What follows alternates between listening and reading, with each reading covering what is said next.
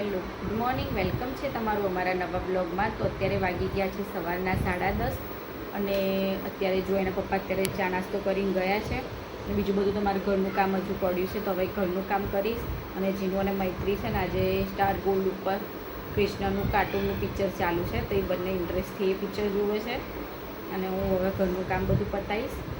કાલે જે વરસાદ પડ્યો ને એના લીધે તો અત્યારે આજે ઠંડક થઈ ગઈ છે, પણ બપોરે તો 100% બાપ મારવાની જ છે, કારણ કે એકવાર વરસાદ પડી ગયો છે એટલે બાપ તો મારવાનું ચાલુ તો થશે જ.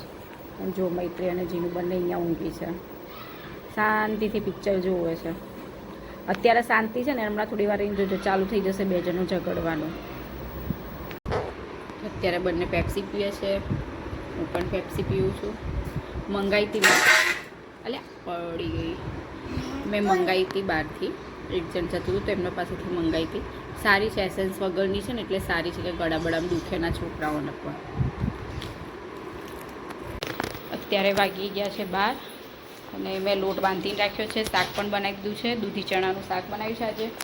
આજે વાતાવરણ દેખો, વાદળછાયું વાતાવરણ છે, આજે તો બિલકુલ તડકો નથી. કાલે છે ને ચોખ્ખું વાતાવરણ કર્યું હતું, આજે પાછું વાદળા થયા છે, બાફ મારે છે એટલે લાગે 100% આજે પણ વરસાદ પડશે. જો એકદમ આમ અંધારું અંધારું કરી દીધું છે, હજુ બપોરના 12 વાગે છે તોય અંધારું છે એકદમ. અને આ બંને અહીંયા રમે છે.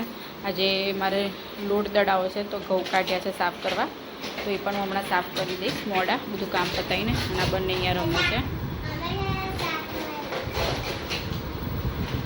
તો ફટાફટ જો હવે ખાલી આટલું જ બાકી છે, ઘઉં સાફ કરવાના રહ્યા. અને જો અહીંયા ગમે તેટલું સરખું કરો ને પાછું એવું ને એવું કરી જ દે છે આ લોકો. અને કાલે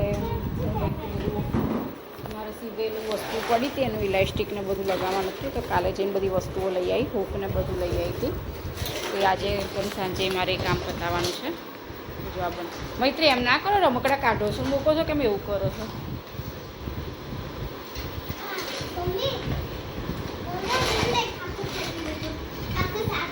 પાછું ભરી દો સરખું, અને જે પણ રમકડા હોય જો આ રીંગણે બધું સરખું મૂકી દો. ચલો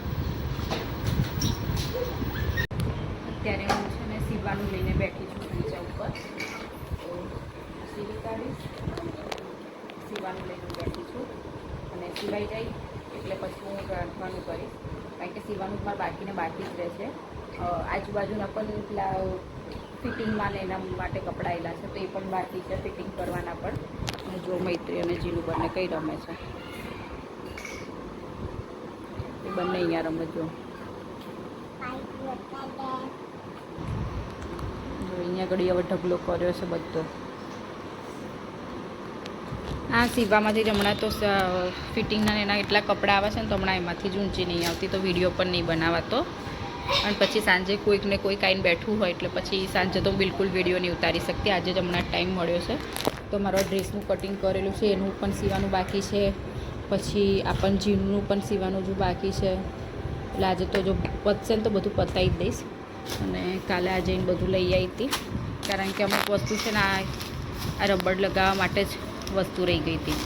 તો મારા બ્લાઉઝ સીવેલા પડ્યા છે ને, આ હૂક લાવી છું, એની દોરી લાવી છું, પછી આ બ્રેસલેટ માટે ઇલાસ્ટિક લઈને આવી છું બ્રેસલેટ બનાવવા માટે. તે બધું કાલે હું ખરીદી કરીને આવીને જોવા બંને. વાતાવરણ ઘડીકમાં બપોર એકદમ તડકો કરી દે, પછી એકદમ અત્યારે સાંજે પાછું એકદમ ઠંડુ વાતાવરણ કરી દીધું છે. એટલે હમણાં ડબલ ઋતુ થઈ ગઈ છે, એટલે અત્યારે બીમારી કરવાના ઘર છે આ બધા, એટલે અત્યારે આ બધા બીમાર જ થવાના.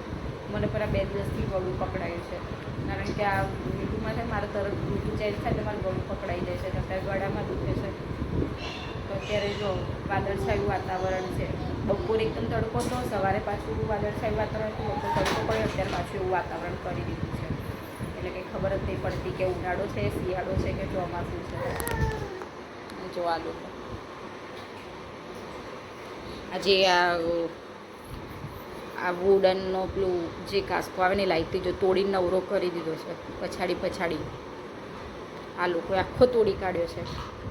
આ લીમડાના ઝાડનો કાસ્કો કે ને થડનો, એના લાકડાનો કાસ્કો છે, તો એ મંગાવ્યો હતો. તો આપણને જો આખો પછાડીને તોડી કાઢ, આખો ક્રેક કરી દીધો છે, કંઈ કામનો નહીં હવે.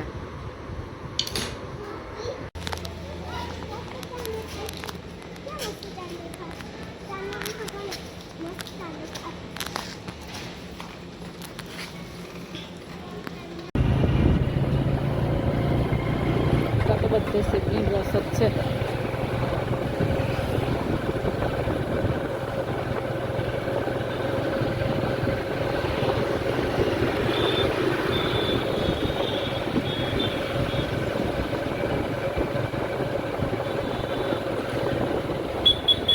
કેબી રોયલ પેલો આઈસ્ક્રીમ વાળો ઉભો રહેશે ને ત્યાં લઈ લો.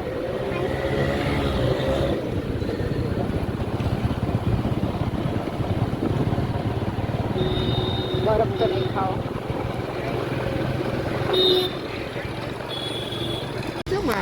હું લઈને આવું. હા હું લઈને આવું છું. અહીંયા ઊભી રહો. શું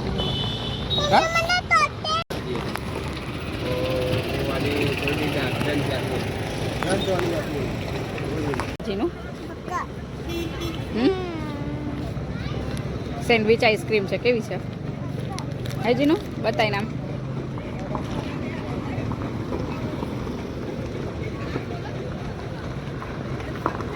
આમ જો ને, આમ જો.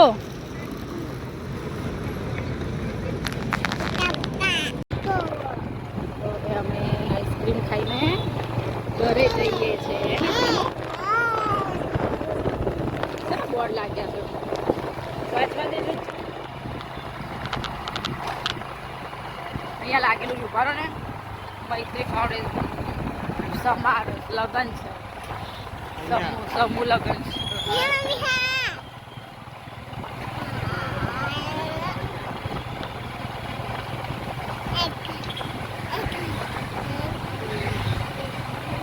સીધી રે બેટું.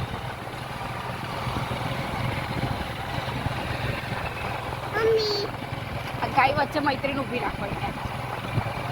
બાઈક ઊભી રાખો. ગાય વચ્ચે ને ઊભી રાખો. તો આ લોકો બિચારા કેવા ઊભી હશે ગરમીના. અહીંયા ઊભી રાખો મૈત્રી. ગાય વચ્ચે ઊભી કરજો.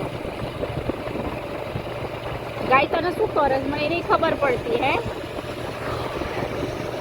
તું એ બીવડ પેલીને બીવડાવે.